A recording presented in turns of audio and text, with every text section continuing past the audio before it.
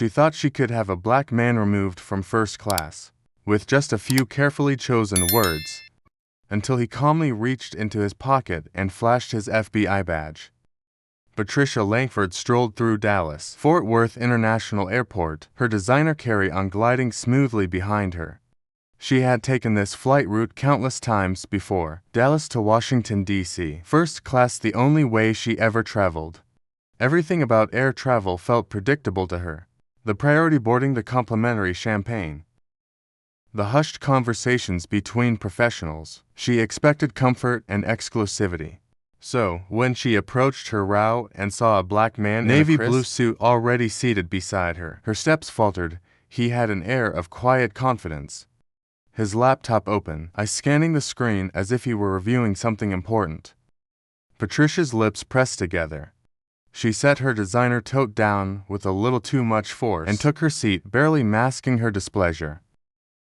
First class wasn't supposed to be like this. The man beside her, Daniel Stokes, barely acknowledged her. He was focused, typing effortlessly, absorbed in his work. The glow from his laptop reflected against his dark skin, highlighting the sharp angles of his face. He had the composure of someone who belonged here. Patricia, however, wasn't convinced. She inhaled sharply through her nose. Shifting in her seat, her purse accidentally nudged his armrest. No reaction. She sat up straighter, glancing around as if expecting a flight attendant to notice this. Then she took it a step further. She leaned slightly toward him, just enough to make her presence known. "Excuse me," she said, her voice carefully polite. "Are you sure you're in the right seat?" Daniel didn't even look up. Yes, that was it. No elaboration, no explanation. She cleared her throat, glancing around again. This time, she caught the eye of a flight attendant, Emily Jacobs, a young woman in her early 30s, who had been assisting passengers a few rows ahead. Patricia lifted her hand slightly, signaling Emily over Daniel's side. Subtle, but noticeable. Emily approached with her usual professional smile. "Is everything all right, Mum?" Patricia forced a small chuckle, shaking her head as if she found the situation amusing. "I think there's been a little mix-up. I believe this gentleman is in the wrong seat." Emily glanced at Daniel, who finally paused his typing and looked up. His expression was unreadable, but there was something in his eyes. Not surprise, not confusion. Something else. Emily pulled out the passenger manifest from her tablet, quickly scanning the seat assignments. "Actually, Mr. Stokes is in his correct seat," she said politely. "Your ticket says to A and he's in 2B. Patricia blinked, her fingers tightened around the edge of her armrest. "That's odd," she said, forcing a laugh. "Are you sure Well, unless assumed." Emily smiled, already sensing where this was going. "I'm sure, Mum. Everything looks correct." Patricia's face twitched, her carefully controlled expression wavered for a fraction of a second before she smoothed it over with a tight-lipped smile. "Well," she exhaled, "I suppose mistakes happen." She turned back toward the window, but she wasn't done, not even close. Daniel, meanwhile, had already gone back to work. Emily hesitated for a second, sensing the tension, then gave Daniel a quick nod before stepping away. But Patricia was stewing, her fingers tapped against her knee. Her breath was shallow, eyes darting toward the flight crew. Then back to Daniel. He wasn't reacting. He wasn't explaining himself or offering any reassurances. He wasn't playing into the little game she had expected him to play. That made her angrier. She wasn't the kind of woman to let things slide. But Patricia ain't the type to suffer in silence. She decides to take action. Patricia sat stiffly, arms crossed over her chest, her mind racing. This wasn't right. She had flown first class for decades and never, not once, had she been put in a situation like this. The man beside her wasn't doing anything wrong, but that didn't matter to her. He didn't belong. Her breath came faster, her irritation bubbling thus beneath the surface. She couldn't just sit here and accept this. She pressed the call button. A soft chime sounded overhead, and Emily Jacobs reappeared a few moments later. Her smile was the same as before, professional and warm. "Mom, Is there something I can help you with? Patricia kept her voice low, her tone carefully measured. I'd like to request a seat change. Emily blinked. Oh. Are you uncomfortable? Is there an issue with the seat itself? Patricia hesitated for half a second. She couldn't just say what she was really thinking. Instead, she tilted her head toward Daniel, lowering her voice even further. I don't feel comfortable sitting here, she said, her words slow, deliberate. Emily's smile faltered. I'm sorry to hear that, ma'am. If there's a technical issue with the seat, I'd be happy to know. It's not the seat, Patricia interrupted. She exhaled sharply, and thus preferred to sit elsewhere. Emily glanced at Daniel, who had paused his typing again, but hadn't said a word. He was listening, waiting. His fingers hovered over the keyboard, his jaw tight. Let me check if there are any open seats, Emily said, tapping her tablet. Just a moment. Patricia sat back, lips pressed into a firm line. Daniel didn't react, he didn't argue. Didn't acknowledge her, didn't ask her why she was uncomfortable. That only infuriated her more. A few rows ahead, a man in a blazer turned his head slightly, pretending to check his phone, but clearly listening across the aisle. A woman nudged her husband. People were noticing. Emily's fingers moved quickly over the screen. I'm afraid we're at full capacity today, ma'am. There aren't any open first-class seats available. Patricia's stomach clenched. Emily smiled apologetically. Would you like me to check in economy? There might be a seat available there. Patricia's face burned. Economy, as if she would ever eye. Her voice caught in her throat. That's not going to work. Emily's smile didn't waver. In that case, I hope you don't mind staying in your assigned seat. Patricia forced a thin lip smile. I suppose I have no choice. Emily nodded. Let me know if you need anything else. She walked away, but Patricia barely noticed. Her ears were ringing. Daniel, still silent, turned back to his laptop and resumed typing. That was it. That was his response. He was just going to pretend she didn't exist. Her fingers curled into fists. This wasn't over. She exhaled sharply and pressed the call button again. This time Emily hesitated before coming back. Ma'am. Patricia sat up straighter. I need to speak to someone in charge. Emily's face remained neutral. I'm the lead flight attendant on this flight. Is there something I can clarify for you? Patricia's voice sharpened. I need to speak to the head crew member, or the pilot. A murmur spread through the cabin. Someone let out a quiet chuckle. Emily's expression remained professional, but her patience was clearly thinning. Ma'am, the pilot is preparing for takeoff and won't be available. But I'm happy to assist you. Patricia pursed her lips, her jaw tightening. Daniel wasn't reacting. He wasn't nervous, wasn't shifting in discomfort. It was like he had done this dance before.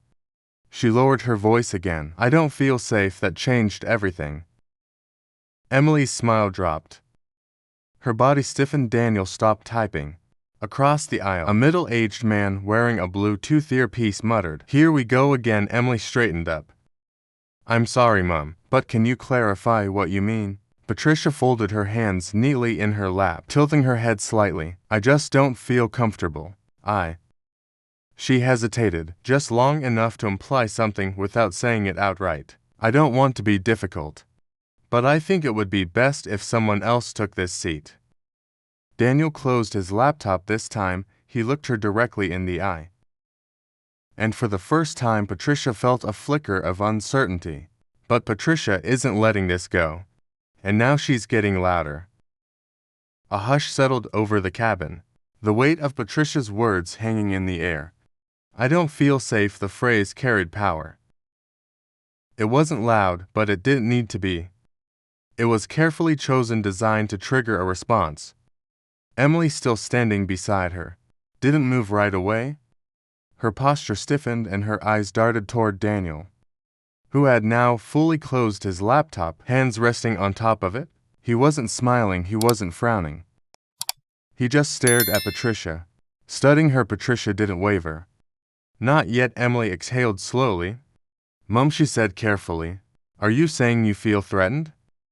Patricia tilted her head slightly, giving the smallest shrug. I'm not saying that. I just don't feel comfortable.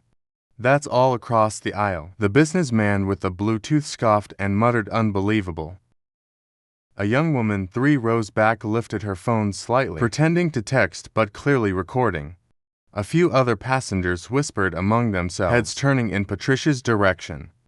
Patricia noticed she could feel the shift. The tide was turning against her, but she wasn't about to back down. This is a simple request, she continued, feigning politeness. I'm just asking to be accommodated. If I'm uncomfortable, I should have the right to move seats. Shouldn't I? Emily's jaw tightened. Ma'am, I already checked, and there are no open first-class seats available. Patricia pressed her lips together and coach. Emily hesitated. There are 2 open seats in economy. Patricia straightened. Perfect.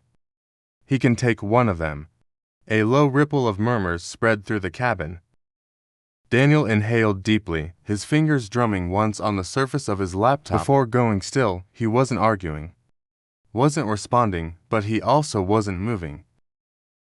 Emily blinked as if replaying Patricia's words in her mind, to make sure she heard correctly. Ma'am, her voice was lower now, firmer.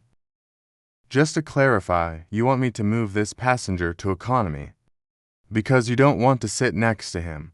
Patricia nodded once, sitting straighter. Yes. Emily inhaled through her nose. That won't be happening. Patricia's eyes snapped up. Excuse me. Emily folded her hands in front of her, voice unwavering. Mr. Stokes has a first-class ticket just like you. He is in his assigned seat. I cannot and will not ask him to move. Patricia's face flushed. She was losing control of the situation. Passengers were staring opally now, some whispering, some shaking their heads. The young woman with the phone was still recording. Patricia felt her stomach twist. This is ridiculous, she hissed.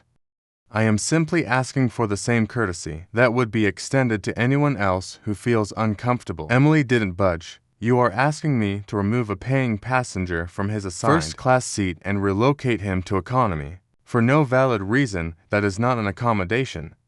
That is discrimination. A sharp silence followed. Someone let out a low whistle. Daniel hadn't moved, hadn't said a word. He just watched Patricia, waiting. Patricia's pulse pounded in her ears. This wasn't how it was supposed to go. Emily squared her shoulders. Ma'am, we are about to taxi. If you cannot remain seated and follow flight crew instructions, I will have to ask you to deplane. Patricia's stomach dropped. What? Emily's tone remained professional but firm. You have 2 options. Stay in your seat quietly, or you can deplane. But Mr. Stokes is not moving. A few passengers clapped softly. Patricia felt humiliation rise in her chest. This wasn't how things were supposed to work. She wasn't supposed to be the one getting reprimanded. She opened her mouth, ready to argue. But before she could, Daniel reached into his pocket. He pulled out a leather case, flipped it open and held it up. And just like that, everything changed. A gold FBI badge gleamed under the cabin lights. The air in the plane shifted. Patricia's entire body went rigid. Passengers gasped, a few even chuckled. The young woman recording. She zoomed in immediately. Daniel's voice was calm, even unreadable. Ma'am, he said smoothly, tilting his head, would you like to file an official complaint? I can take your statement right now. Patricia's breath hitched. She couldn't speak. Daniel didn't move, didn't blink. He just waited, and for the first time, Patricia felt truly trapped. But Patricia isn't just embarrassed. She's about to face real consequences. The silence in the cabin was thick, stretching uncomfortably between Patricia and Daniel. His FBI badge glinted under the overhead lights, the gold emblem unmistakable. It was the kind of thing you couldn't unsee, the kind of revelation that shifts the entire room. Passengers who had been whispering moments ago were now staring opally, some smirking, others wide-eyed. Patricia's mouth went dry. Her brain scrambled for an explanation, an excuse, a way out. This wasn't supposed to happen. The man she had tried to have removed from the plane, the man she implied was a threat, was federal law enforcement. Her throat tightened. Daniel's expression hadn't changed. He wasn't smiling or gloating. He just sat there, badge in one hand, eyes locked onto hers, waiting. His voice was steady, level, unreadable. "Would you like to file an official complaint, ma'am?" The words hung in the air like a loaded gun. Patricia's body felt frozen, heat creeping up her neck. She tried to speak, but all that came out was a faint, strangled "I." Daniel tilted his head slightly. "You said you felt uncomfortable," he continued, tone polite but sharp. "That's a serious allegation on a federal flight. If you believe I've done something inappropriate, I'd be happy to take your statement." Patricia's stomach dropped. She could feel it happening. The shift moments ago, she had controlled the narrative. She had expected sympathy, expected anyone to take her side. But now she was the one under scrutiny. A man to Rose ahead let out a low chuckle. "Oh, this is priceless," he muttered, shaking his head. The young woman recording zoomed in on Patricia's face. Emily, the flight attendant, stood nearby, arms crossed, her face carefully neutral. But there was something in her eyes. A silent understanding, a quiet expectation. She was waiting, everyone was waiting. Patricia's breath came fast and shallow. She couldn't admit she had lied. She couldn't say she had made it all up just to get rid of him. But if she doubled down, if she pushed forward with her claim, she would be accusing a federal agent of being a danger on a flight, and that would come with consequences. Her hands trembled in her lap. Daniel hadn't looked away. Finally, after what felt like an eternity, Patricia shook her head, barely a movement. "No," she croaked. "No complaint." Daniel nodded once, as if he had expected that. Slowly he closed his badge, tucked it back into his jacket, and reopened his laptop. Just like that, it was over. At least for him, for Patricia. The nightmare was just beginning. A few passengers murmured their approval. A couple even clapped softly. The businessman across the aisle smirked and went back to his newspaper. The young woman with the phone, she was already typing. Patricia could feel her heart pounding. She wanted to melt into her seat, to disappear, to go back in time and undo the last 10 minutes. But there was no undoing this. She had embarrassed herself publicly. She had been exposed, and worse. People had seen it, recorded it. Her eyes darted around the cabin, searching for in the lie someone who might offer a sympathetic look. No one did, even Emily. The one person who had been patient with her had lost the warmth in her expression. Patricia swallowed hard. She wanted to argue, wanted to say something to regain control. But she knew deep down there was nothing left to say. The flight wasn't even off the ground yet, and somehow she had already lost. But Patricia isn't just embarrassed. She's about to face real consequences. Patricia sat rigidly in her seat, staring straight ahead. Her breathing was shallow, her face burning. This wasn't just embarrassment. This was humiliation. Daniel had already moved on. He had flipped his laptop open again, fingers tapping calmly on the keyboard. It was as if she didn't exist. The rest of the cabin, however, they hadn't forgotten. Across the aisle, the businessman with the Bluetooth smirked to himself. The woman recording had stopped typing, but her phone was still angled slightly upward, as if waiting for Patricia to react. Even the flight attendants, the ones who were supposed to be neutral, had a different air about them now. Emily, the lead flight attendant, stood nearby watching. Patricia felt it all. The weight of the stairs, the quiet judgment in the air. She had miscalculated badly. Her fingers twitched in her lap, her heart hammering. This wasn't just some minor misunderstanding she could smooth over with a forced laugh and a dismissive wave. She had tried to have an FBI agent removed from his seat on camera. The implications were settling in, now heavy in her chest. Her mouth was dry. Emily finally stepped closer, her tone still polite, but no longer soft. "Ma'am," she said, keeping her voice low, "I need to confirm that you're okay to remain on this flight without further disruption." Patricia stiffened. A handful of passengers glanced over, pretending not to eavesdrop, but absolutely listening. She wanted to snap, wanted to demand why she was the one being treated like the problem, when all she had done was express discomfort. But Daniel's badge had changed everything. She was trapped now. The power she thought she had gone. She forced her lips into what she hoped was a calm expression. "I'm fine." Emily's gaze lingered. Then slowly she nodded. "I'm going to hold you to that." Then she turned and walked away. Patricia exhaled shakily, clenching her hands together in her lap. It was over at least, that's what she thought. A sharp chime broke the silence. She looked up just as the young woman with the phone smirked at her screen and tapped twice. Patricia's stomach clenched. She knew that look. She had seen it on her own grandchildren's faces when they shared something online, something meant to spread fast. Her fingers tightened around the armrest. She turned slightly, heart pounding, and stole a glance at the woman's screen.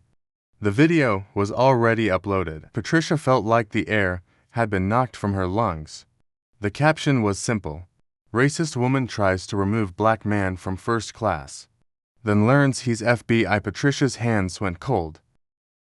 The flight wasn't even in the air yet, and somehow she had already lost. And if it was already online, that meant there was no stopping what came next. She turned her head forward again, trying to steady her breathing, trying to convince herself that maybe it wouldn't be so bad. Maybe no one would care. Maybe it wouldn't spread. Maybe her phone vibrated in her purse once, twice, a third time. Patricia's chest tightened. She didn't want to look. She didn't want to know. But her hands moved on their own, digging into her bag, fingers wrapping around the device. She pulled it out and her stomach dropped. Text messages from acquaintances, from family, from people she hadn't heard from in months. Each one was a variation of the same question. "Patricia, is this? You just saw a video. Tell me this isn't real." "Oh my God. What did you do?" Her heartbeat roared in her ears. She swiped open her browser with trembling hands and tapped on Twitter. It took less than a second. Her name was already trending. The video had been uploaded less than 5 minutes ago, and yet it had already been viewed over 20,000 times. And the comments, they were pouring in. Patricia's vision blurred as she read the first few. "Karma is real. This lady really thought she could get away with it. Hope she enjoys the internet roasting she's about to get." Patricia's breath hitched. Her world wasn't just collapsing. It was burning, and for the first time, Patricia realized there was no coming back from this. But what happens after the flight lands is beyond Patricia's worst fears. Patricia gripped her phone so tightly that her knuckles turned white. The cabin noise faded into the background, drowned out by the pounding of her own pulse. She could barely breathe. The video was still spreading, the view count ticking higher every time she refreshed. 30,000 views, 42,000, 61,000. It wasn't slowing down. She blinked rapidly, her mind scrambling for an escape, a way to stop this before it was too late. But it was too late. She swiped down, reading more comments. Imagine being this entitled LMAO. She really thought she was gonna get away with it. The FBI part made my whole day. Instant karma. Expose her name. We need to know who she is. Her chest tightened. She glanced around the cabin as if searching for a way to reverse time, but nobody was looking at her anymore. They didn't need to. They had seen enough. She shifted in her seat, her whole body rigid. Daniel, still beside her, hadn't moved. His fingers tapped lightly on his laptop keyboard.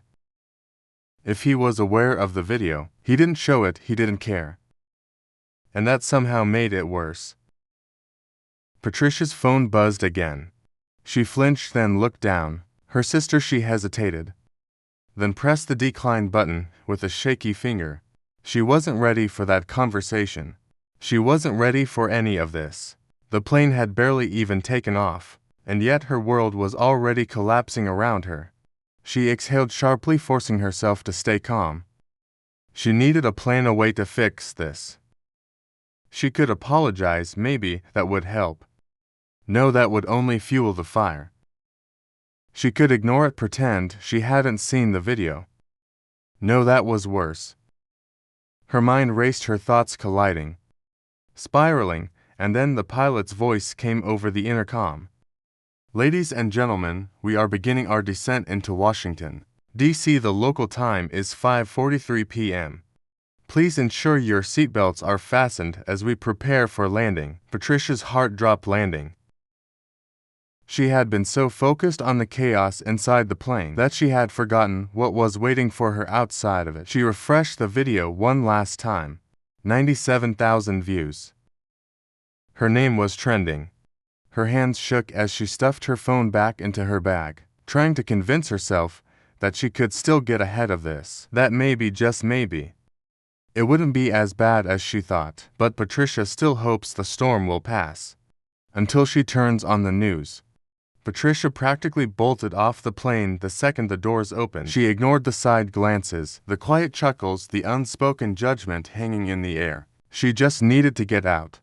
But as she hurried into Reagan National Airport, her pulse skipped at what she saw waiting near baggage claim.